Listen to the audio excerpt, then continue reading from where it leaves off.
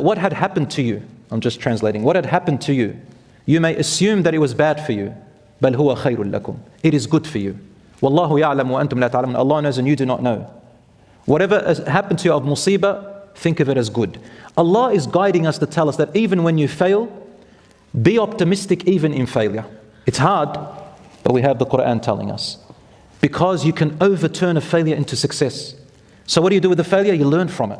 As Allah says, فَإِذَا عَزَمْتَ فَتَوَكَّلْ عَلَى اللَّهِ. Once you are determined, rely on Allah and move forward. Once, as you know in the biography of the Prophet ﷺ, in the Battle of Uhud. Do you remember the Battle of Uhud? In the Battle of Uhud, the enemies of Islam were coming to attack the Muslims in Medina.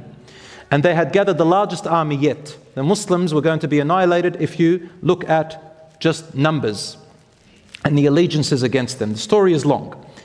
And the Battle of Uhud, the Muslims started to motivate the Prophet ﷺ and insist on going out. Rasul ﷺ had seen a dream, and he came out to them and said, I saw in my dream, and you know the dream of the Prophet is from Allah. He said, I was wearing a solid armor, and and I saw cattle that were slaughtered in front of me. They said, what do you think, Ya Rasulullah? He said, I think we should stay in Medina. It's an armor, and if we go out, it's going to be a catastrophe. Now, they said, Ya Rasulullah, is this your interpretation about war? He said, yes. They said, we think, Ya Rasulullah, that you may have made a mistake. Now, Rasul didn't give it in a form of command. He said, look, this can happen or that can happen. They said, we think we should go out. Among them was Hamza radiallahu anhu, who said, Ya Rasulullah, go out. Wallahi, I will not meet them except there. These people are like this and like that. Then they got too confident.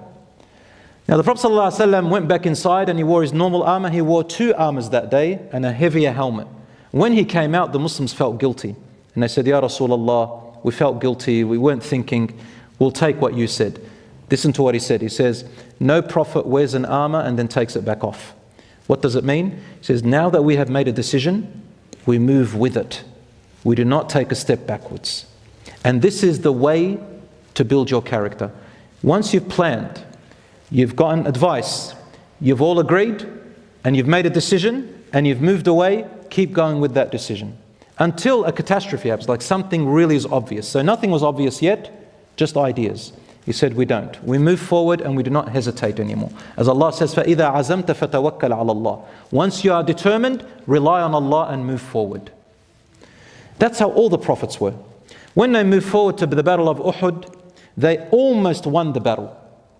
But we all know the archers on the hill, their love for the spoils of war got to them.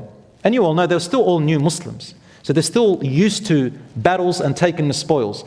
They forgot the teachings of the Prophet ﷺ. He told them, don't go off the hill. And then they said, the spoils of war, go and get your stuff. And most of them came off the hill. When they came off the hill, Khalid ibn al-Walid, who was a disbeliever at that time, he was the horseman who led the horses, and he found a way to come in like a hook, and they surrounded the Muslims because now they were disorganized and there was no one on the hill to stop them from coming in, and the Muslims, many were massacred. Just like the dream of the Prophet ﷺ. And the Prophet himself was injured in that battle and he almost died, he almost got killed. And Hamza, the one who said, let's go out, he got martyred in that battle too. Radiallahu anhum ajma'in. Allah says in this, about this battle, He said in a long, obviously in Surah At-Tawbah and others, that what had happened to you, I'm just translating, what had happened to you, you may assume that it was bad for you. بل هو خير لكم. It is good for you. والله يعلم وأنتم لا تعلمون. Allah knows and you do not know. Whatever has happened to you of musibah, think of it as good. Allah is guiding us to tell us that even when you fail, be optimistic even in failure. It's hard, but we have the Quran telling us. Because you can overturn a failure into success. So what do you do with the failure? You learn from it.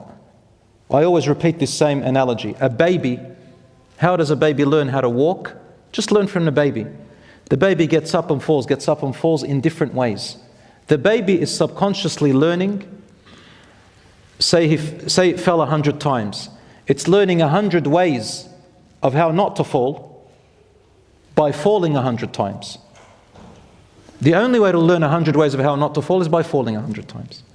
So Allah tells them, it was not bad for you, it is good, no matter how it appears. And truly it was after that. They learned a big lesson. We move on to the fourth one, self-management, brothers and sisters. Now this is something that I see a lot of people neglect. Self-management and discipline. To have good self-management and discipline, Islam teaches us, get your priorities right. Get your priorities right. You can't take everything. You have to say 1, 2, 3 priorities. Number 2, have time management. Make a time for everything. Don't just use your time and waste it on everything. No. And number 3, know that in life you're going to have 3 types of interactions with people. Don't be one without the other. You ready for it?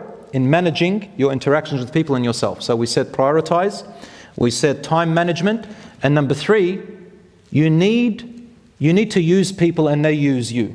So here's what it is. Number 1, as Ibn Taymiyyah and other scholars, I think Imam Nawawi said this, Allahu A'lam, I may have made a mistake, but they said something wise. They said, إِمَّا أَن تَكُونَ أَسِيرًا, you might be a prisoner in life, أو نظيرا, or equal to others, أو أميرا, or a commander. To be a prisoner is when somebody does a favor for you. Now you owe them. You're kind of like a prisoner, metaphorically speaking. It's not a bad thing. They just say asir means you do owe them. When you see them, I owe them.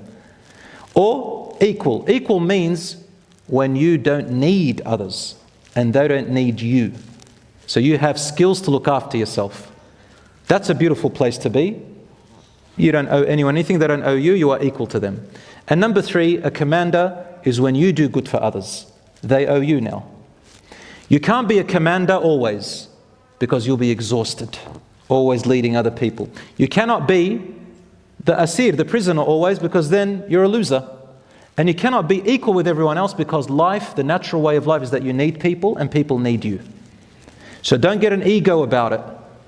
Rasul Sallallahu Alaihi Wasallam needed people. Sometimes they would need him and other times he would be equal with them materialistically. I'll give you an example of him being equal. Rasul Sallallahu Alaihi Wasallam is a prophet, a messenger of God. He brings us deen.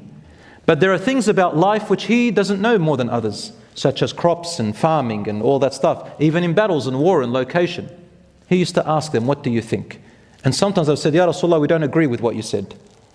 Because it's not a religious matter, it's a normal worldly matter. So you do also need to be equal with others. And that's how life goes. Number 5. A person who builds himself or herself must be okay with constructive criticism. You will not learn unless you accept what people say. Sometimes they're rude. Sometimes they're polite. What you got to do, a strong person is able to sift through the emotions and take what benefits you. That's the hadith of Prophet ﷺ. احرص على ما ينفعك. Be diligent on what benefits you. Sometimes you may receive, if you're on social media, someone puts something that's terribly arrogant and rude. If you can take something from it, good, and go and apply it. If it's all rude and no benefit, ignore it. That's a strong person. Because that person does not make you. And if you let them affect you, that means they've got control over you. Number 6. To be a strong person and build yourself, you need to be able to accept your mistakes and be okay with them. You need to accept your mistakes and be okay with them, completely okay with them. And you need to own your mistakes. That way nobody has control over you. You don't let your mistakes define you either. Someone says you made a mistake, say, oh, thank you. Someone acknowledges something and say, I actually acknowledge it. I once had a conversation on the aeroplane with an elderly man, and he was quite intelligent.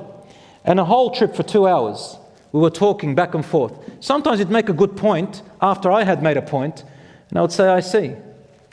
Well, that's a good point. I would acknowledge this point. I said, but I have a different angle as well. What do you think if this happened or that happened? And so, that's a good point. What about this one? So we were bouncing off each other. Sometimes I would beat him, sometimes he'd beat me. In the end, alhamdulillah, I beat him, but we were going through the whole big talk. After we finished, there was a man sitting behind us.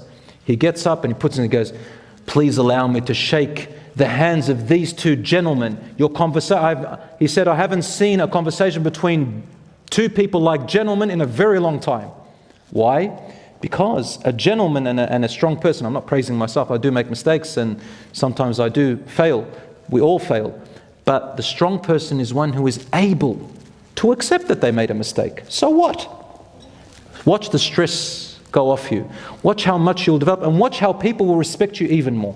So own your mistakes, acknowledge them, and have no problem with it. Everybody makes mistakes. And this will lead you to forgive yourself as well. Some people have problems forgiving themselves. They can never forgive themselves. Accept that if you have done right by Allah, ask Him to forgive you, and know that Allah subhanahu wa ta'ala wipes everything away, and you are only human, you make mistakes, and you develop and learn.